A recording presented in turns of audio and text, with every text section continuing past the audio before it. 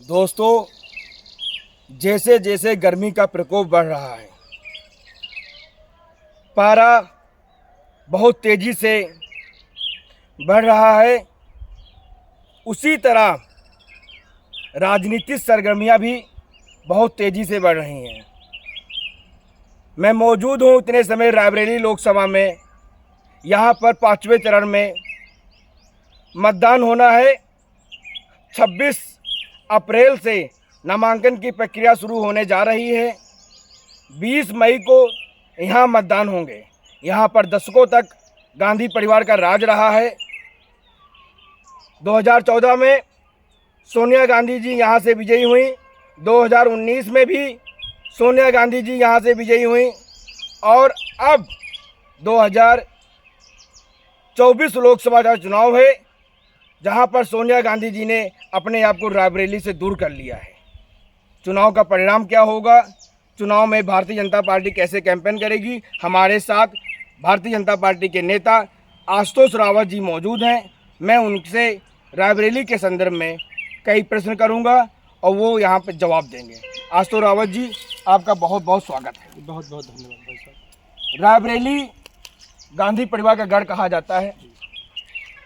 अब केंद्र में मोदी सरकार, राज्य में योगी सरकार, डबल इंजन की सरकार कहा जाता है।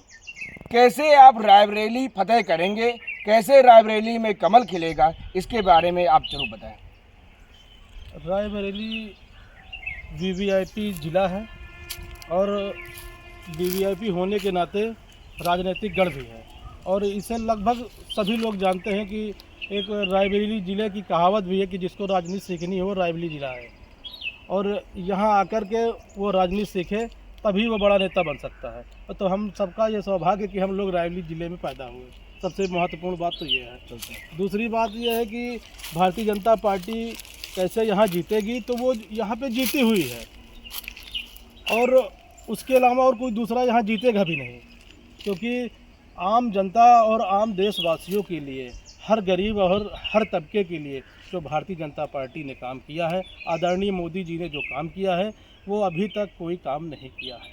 रायबरेली ज़िले में विकास कार्यों को देखा जाए तो आज़ादी से लेकर के इससे पूर्व में जो सरकारें रही, जो भी नेता यहाँ हुए हैं, आज़ादी के बाद आज भी मैं बता सकता हूँ ऐसे ऐसे गांव पड़े हैं जहाँ पर रोडें नहीं बनी हुई थी, लेकिन जब पहली बार यहाँ कमल के फूल से जब इस 2017 में विधायक रामनरेश रावत जी बने यहाँ के विधायक, तो उन्होंने उनसे जब प्रचार के लिए वो विधानसभा में गए तो लोगों ने उनको क्षेत्र में ये बताया कि अगर आप हमारे यहाँ वोट मांगने आएंगे तो मेरे गांव की जो रोड पड़ी है वो अभी तक किसी ने बनवाई नहीं, और उस गांव के बाहर उन्होंने बोर्ड लगा रखा था कि आपकी सुरक्षा की जिम्मेदारी आप स्वयं करें। तो इस नाते विधायक जी ने कहा कि अगर मुझे आप जिताएंगे तो मैं सबसे पहले वहां आकर के आपके गांव में रोड ही बनवाऊंगा। तो भारतीय जनता पार्टी के पर लोगों ने विश्वास किया और उनको वोट दे करके विधायक बनाया और जैसे वो विधायक बने सर्वप्रथम उन्होंने उस गांव में रोड बनवाई। इसका असर ये हुआ कि पूरे ज़िले में भारतीय जनता पार्टी पर या ज़िले का हर नागरिक विश्वास रखता है, वो चाहे जिस पार्टी का हो, वो चाहे जिस पार्टी का हो, चाहे जिस धर्म का हो, चाहे जिस मजहब का मानने वाला हो, लेकिन जब वो बातें तो चाहे जिस तरह की करे, लेकिन जब वोट की बात आती है तो उसको पता है कि राष्ट्र और देश कहाँ सुरक्षित है, इसलिए वोट वो वहीं करेगा जहाँ राष्ट्र और देश सुरक्षित है। और राष्ट्र और देश आदरणीय मोदी जी और माननीय योगी जी के हाथ में सुरक्षित है, इसलिए भारतीय जनता पार्टी का ही वो बटन दबाएगा। वीवीआईपी सीट कहे जाने वाली रायबरेली आखिर विकास कार्य में इतनी पीछे क्यों रह गई? अब ये तो इससे पूर्व की सरकार में बैठे लोगों की जिम्मेदारी थी कि उन्होंने रायबरेली को किस नज़र से देखा और अब वो रायबरेली के बारे में क्या सोचते थे। लेकिन फिर भी जब से बीजेपी सरकार आई है, भारतीय जनता पार्टी की सरकार आई है, ज़िले में बहुत सारी रोडें, नई नई रोडें बनी हैं, नए नए कल कारखाने लगने का काम भी चल रहा है और युवाओं के लिए नए नए केंद्र खोले गए हैं जिनसे वो शारीरिक व्यायाम भी करते हैं और खेल कूद की प्रैक्टिस भी करते हैं ताकि वो स्टेट में और ज़िले में अपना नाम रोशन कर सके।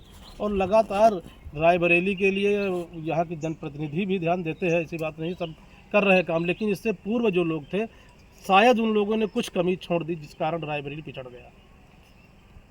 सोनिया गांधी जी रायबरेली की कई बार की सांसद रही। 2004 हो, 2009 हो, 2014 हो, 2019 हो, वो लगातार यहाँ पर चुनाव जीतती रही हैं। 2019 में लोकसभा चुनाव जीतने के बाद वो अपना जीत का प्रमाण पत्र तक लेने नहीं आई। यही नहीं, 2020 में जब कोविड काल आया, ऐसा कोई गांव नहीं था जहां पर लोगों ने अपनों को ना खोया हो। उस काल में भी गांधी परिवार से कोई यहाँ पे नहीं आया।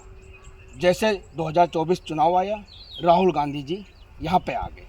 इस बारे में क्या कहेंगे? जनता में कितना आक्रोश व्याप्त है कि जब चुनाव होता है तभी गांधी परिवार के लोग यहाँ पे कैंपेन करने आते हैं और चुनाव के बाद उनके सुख दुख से गांधी परिवार का कोई लेना देना नहीं है। इसके बारे में आप बताएं। कोविड काल में पूरा देश परेशान था, पूरा विश्व परेशान था और ऐसी आपदा देश पे आई, पूरे विश्व पे आई कि मानव जात के में त्राहिमाम मच गया। देश, सरकार, इन सब से ऊपर उठ करके हमारी मानवता है, इंसानियत है। और जब इंसान के अस्तित्व पे बात आ जाती है तो कायनात भी उसकी मदद करती है। उसी रूप में हमारे आदरणीय प्रधानमंत्री मोदी जी ने वैक्सीन चालू की और वैक्सीन के माध्यम से लोगों को लाभ मिला।